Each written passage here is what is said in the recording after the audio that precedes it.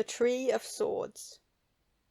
Once there lived a king who had a daughter that had been changed by a wicked witch into a brindle cow. The witch had wanted the king to invite her to the feast when the princess was born, but because he invited her only into the servants' hall and not to the feast of the royal family, the old witch had thrown a spell over the baby, and when she grew to womanhood she suddenly one day changed into the brindle cow. Great was the surprise of the king and queen when they went to the room of the princess one morning and found in her dainty lace bed a cow in place of their pretty daughter. They sent for the old witch at once, for they knew that some magic spell must have caused this terrible change, but the old witch sent back word that the only thing that would change the princess back to her own shape was a pear from the tree which grew by the mountain of ice. Now this mountain of ice all the people knew was controlled by a three-headed troll, and the tree which grew nearby was the chimney to his home under the mountain. There was nothing to do but to offer money to the one who would get the pear which would restore the little princess to her own form. There was another thing that made it very dangerous to try to get to the pear, and this was no sooner did one attempt to touch the tree than all its branches changed to sharp swords. To reach the tree the mountain must be climbed, and this being of ice, the ones who tried were in danger of slipping and being killed as they fell, sliding down the mountain and striking on the tree, which would be filled with swords as soon as they struck it. After a while all those who tried gave it up as too dangerous, and the king then sent out word that to the one who would bring the pear, be he rich or poor, of high or low degree, he would give to him the princess for a wife, as well as a barrel of gold. But no one would risk his life for that offer, for they thought perhaps the princess would not regain her shape even after eating the pear, and who would wish to marry a cow even if she were royal? But one day a poor youth came to the palace and told the king and queen that he would try to get a pear if they would give him the brindle cow before he ventured up the mountain of ice.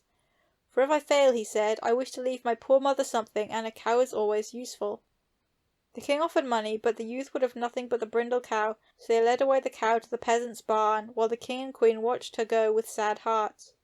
On her back was a velvet blanket trimmed with gold, and the queen tried to make the peasant take a soft bed for her to sleep on, but this he would not do. No, she is a cow, and must sleep in the barn like other cows, he said. The king and queen had all this time been feeding the cow on dainty fruit and all sorts of good things, and the youth had heard that the pear she was to eat to save her would be bitter and bad to taste, and he wanted to get her used to eating anything that was given her. The peasant youth began his climb up the mountain of ice, but each day for a month he only went one step ahead, for while he sometimes went far up, each time he would slip back. And all this time the poor little cow was growing thinner and thinner, but she would not eat the food that was put before her. One day when the peasant youth was about discouraged and thought he would have to give up trying for the pear, he felt the ice under him suddenly grow soft and his feet seemed to stick and not slip any more. To his surprise, when he looked at his feet, he saw a little fairy standing on each foot and touching them with her wand. Up he went swiftly now, and soon was at a place on the mountain where he could touch the magic tree, and there the little fairies told him they were powerless to help him further. We can only tell you that if you can get from the three-headed troll the belt he wears, you can get the pear, but we fairies cannot throw a spell over trolls, they told him. When the fairies disappeared, the peasant felt more discouraged than before, for there he was in danger of slipping, and before him was the dreadful tree. But while he stood thinking, the tree opened, and out came the troll, leaving the tree wide open behind him. He did not look up or down, to left or right, but walked down the mountain, and the youth, sitting flat upon the ice, slid into the open tree. Down, down he went, and then suddenly found himself in a big room, in one corner of which was a huge bed, in another a big stove, in another a big chair and table, and in the fourth corner stood a large sword so tall that the peasant could easily hide behind it. Lucky it was for him that it was big, for at that moment in came the three-headed troll, and rolled all six of his eyes about the room. "He-hi-ho-hun! I smell the flesh of a mortal son," he said. "You cannot escape me, so come out from wherever you are hiding." The frightened youth was trembling so that the sword tipped over, and there he stood before the three-headed troll, who jumped to catch him. But though he had 3 heads, he had only 2 feet, and tripping over the sword he fell sprawling on the floor. Now his 3 heads were so heavy that, once he was down, it was hard work to get up, and while he struggled his belt became unfastened and lay under him on the floor. The peasant saw this and, knowing he was in danger anyway, thought he would risk a little more. So he ran over to the troll and with both hands tugged at the belt, and as the troll rolled over out from under him it came. Quickly as he could he put the belt about his waist, and to his surprise he felt so strong that the size of the sword on the floor seemed no longer to frighten him. He picked it up and found that it was as light as a tin one, and then the troll, rolling over again, saw his belt around the peasant's waist and his sword in his hand, and he cried out, "My power is gone!" as he tried to crawl away. "Tell me how to get a pear from the tree, and I will spare your life," said the peasant. The troll managed to get upon his feet, but he was no longer the powerful creature he had been a few moments before. "Follow me," he said, as he led the peasant out of the door of the tree, which was still open. The tree was filled with swords, all shiny and sharp-looking, as the sun fell upon them, for as soon as the peasant had slid in the door, the swords had appeared, and had warned the troll before he entered that some mortal was near by. "If you promise to do as I ask you after you have the pear, I will tell you the secret of getting it," said the troll. "It will not harm anyone to grant my last wish." So the youth promised, and the troll said, "You must strike the swords on the tree with the sword you hold until the sparks fly. Then the pears which you see hanging from the swords will fall to the ground, but the tree will burn up. And then there will be nothing for me.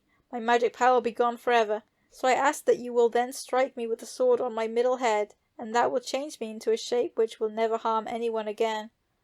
This the youth said he would do, and began to strike the swords on the tree, making the sparks fly and the pears drop, and then all at once the tree began to burn. Keeping the sword still in his grasp, the youth looked for the largest of the green pears, and picked it up, putting it in his pocket. "Don't forget your promise," said the troll as the youth started to go away. "You need not be afraid," he said as the youth drew back. "The blow will not hurt me." So the youth lifted the sword and brought it down on the troll's middle head with such force that the sword fell from his hands and struck the mountain of ice with such a bang that the ice began to crack. At first the youth did not see what had happened. The noise had startled him so, but the next minute he saw that in place of the troll stood a beautiful tree filled with pears, and the mountain was no longer ice, but covered with soft green moss. He did not stop, but down the mountain he ran, and to his home, where the brindle cow stood in the barn, so hungry she opened her mouth at once and ate the pear, thinking it would be sweet and juicy, but it was far from that. It was so bitter and bad that had she not been so hungry she could not have eaten it. But it was swallowed before she knew it, and there in the stall of the peasant's barn stood the pretty princess looking about her in astonishment. "How did I come in this horrid place? And what a dirty-looking man you are," she said. "Take me home at once. My father is the king, and he will punish you if you do not obey me." It did not take the peasant long to take her home, and when the queen and the king saw their daughter in her own form again, they fell on their knees before the peasant youth and thanked him. But the princess did not understand what it all meant, and said, "Why do you kneel to him? He should kneel to you. Are you not king and queen of this land, and this man a poor peasant?" Before the king could explain to the princess, the youth said, "I've brought you your daughter, but you must keep her. I could never marry a maid who thought herself above me. Give me gold and let me go back to my home." He was wise enough to see that a poor peasant and a princess could not be happy together, and a peasant girl was a more fitting bride for him. The princess was very sorry for all she had said when she found out the peasant had saved her, and when he was married she sent to his wife a chest of linen and silver which made her the envy of all the other peasants for miles around. The troll was never heard of again, and only the peasant youth knows that the pear tree on the side of the mountain which bears such juicy fruit was once the three-headed troll who lived under the Tree of Swords.